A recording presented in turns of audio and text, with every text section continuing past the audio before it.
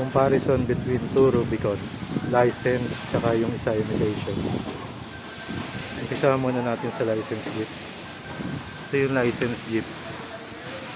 Medyo mas light yung color nung red niya, pero sa quality ng plastic mas makapal naman siya.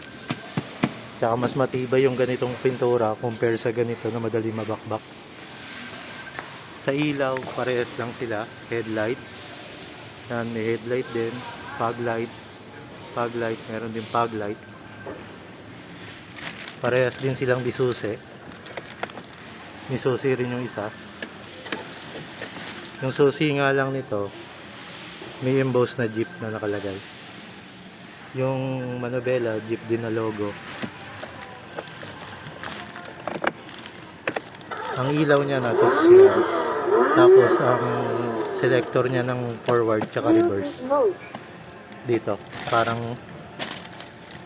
parang cambio talaga. Tapos may 2x2 and 4x4 option.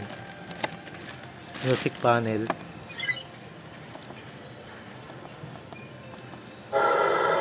Music mode. Sa leather, syempre mas elegante yung license compared dun sa non-license.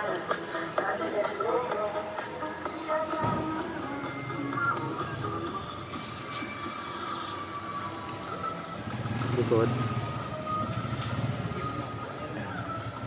Meron na. Ito naman tayo sa hindi license.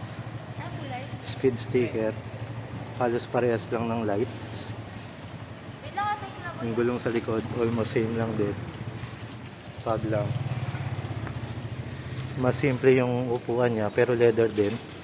Busina. Dito speed nakalagay. Tapos ganito yung susi niya. Ito nga lang, ang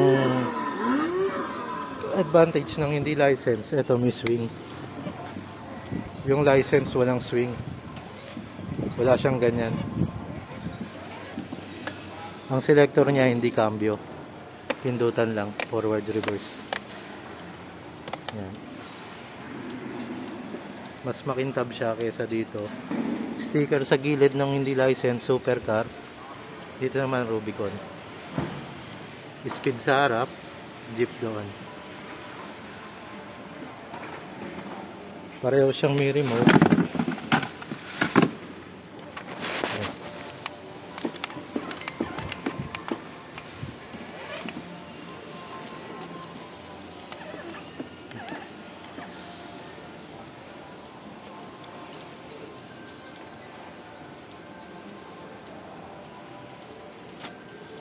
Yun lang.